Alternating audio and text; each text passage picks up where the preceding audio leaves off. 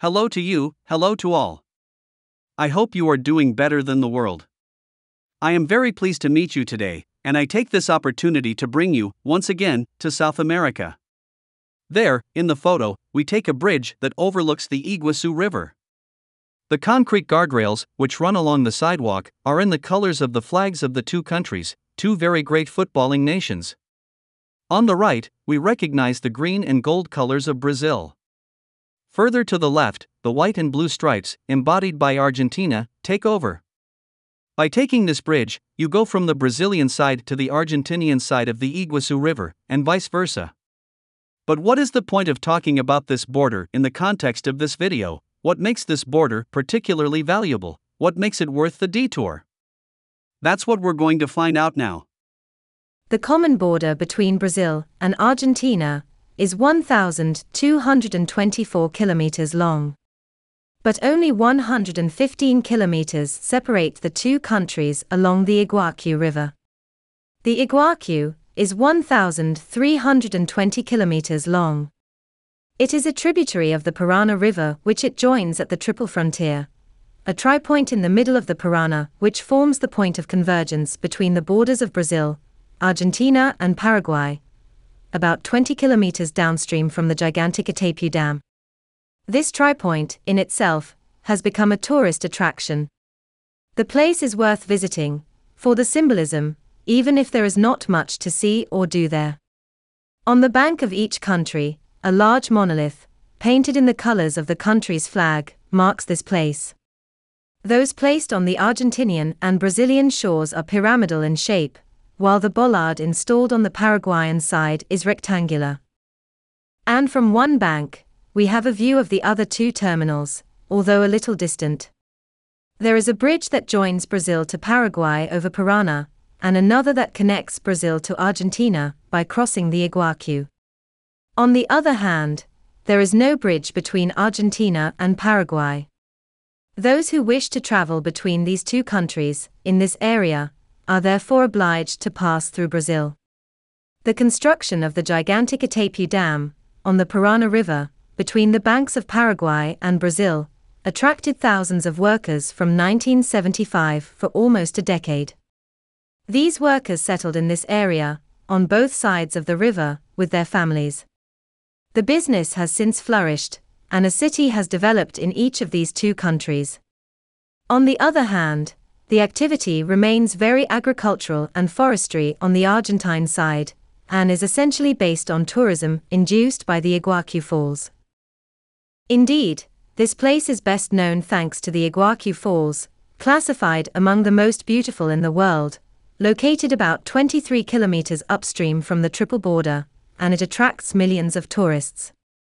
This tourist influx, in this remote region of São Paulo, Brazil, and Buenos Aires, Argentina, is made possible thanks to the operation of nearby international airports, one on each side of the Iguaçu River. The view of these falls is absolutely breathtaking, whether you visit them from the Brazilian or Argentinian side. Millions of liters of water rush into a set of several hundred waterfalls, on a front that forms a vast amphitheater of almost 3 kilometers between the two shores, interspersed by islands. The highest of the falls, called the Devil's Throat, reaches 80 meters in height. The falls are so impressive, so spectacular, on a site to be protected, rich in fauna and flora to be protected, that they were classified as World Heritage by UNESCO in 1984 for those on the Argentine side, and 2 years later for the park on the opposite shore. In terms of average flow, Iguaçu Falls ranks between Niagara Falls, on the border between Canada and the United States, and Victoria Falls, between Zambia and Zimbabwe. Personally, if you have 2 days ahead of you, I recommend approaching the falls from both sides, starting with the Brazilian side, and continuing the visit to the Argentinian side where the majority of the falls are. We must not oppose the two shores, the perspectives offered by each largely deserve a complete visit of the site. Upstream of the falls, the Iguaçu extends over a width of nearly 1,200 meters, before tripling in width at the level of the falls. Downstream of the falls, the water joins a narrow 65-meter canyon carved into the basalt rocks. Thus, a trip on the river, by boat, going up the canyon to the foot of the falls, is an unmissable attraction. Guaranteed emotions. The waters swirl, roar, rush to form an unforgettable spectacle. You will get so close to the waterfalls that you will find yourself in a cloud of droplets, and you will come back soaked and filled with well-being. Unless you have thought of covering yourself with a waterproof poncho. Crossing the border between Brazil and Argentina is relatively simple. Thus, there is no visa required. We took the taxi option, which took us to Argentina in the morning and brought us back to Brazil in the evening. The advantage is that crossing the border is easier thanks to the driver, whereas the bus often does not wait for you at the border post, and you have to wait for the next one an hour later.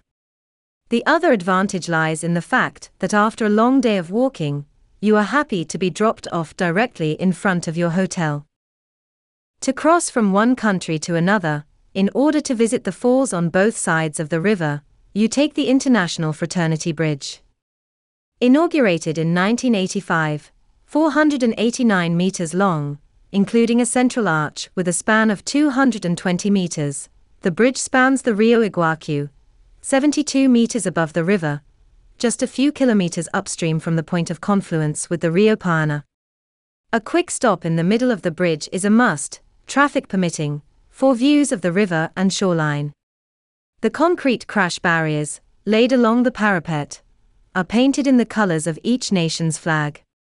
The border is located at the location of the change of flag, in the middle of the bridge. In Argentina, a long network of footbridges has been installed in the middle of the forest, connecting the islands to each other, allowing you to move just above the water, and find yourself closer to the spectacular falls. Several tours have been set up in the middle of nature. In the lower circuit, walkways allow visitors to appreciate the waterfalls from below.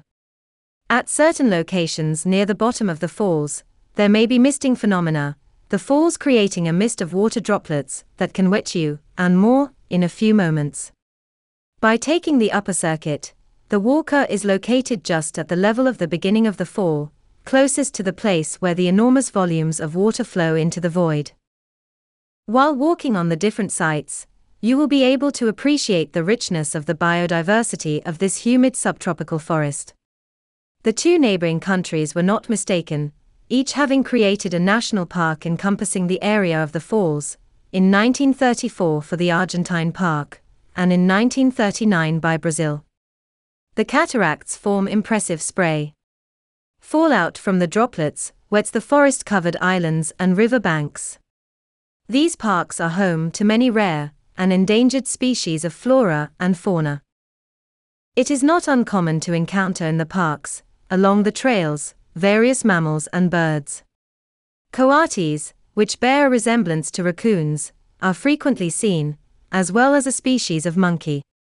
These, in general, are not aggressive, and therefore not dangerous, but it is advisable not to approach them and not to feed them. Signs still warn against the risk of bites and scratches. Very beautiful to observe, these animals become really unpleasant, if not oppressive, when eating on a table on the terrace, or having a picnic on the grass. It can also be observed, without too much difficulty, butterflies, many species of birds, including birds of prey, fishes. All you have to do is book a plane ticket. I hope you had a good time, that you found the subject interesting, that I made you want to visit these falls, and that you learned something. If so, consider subscribing to my channel. And I say to you, see you next time. With great pleasure.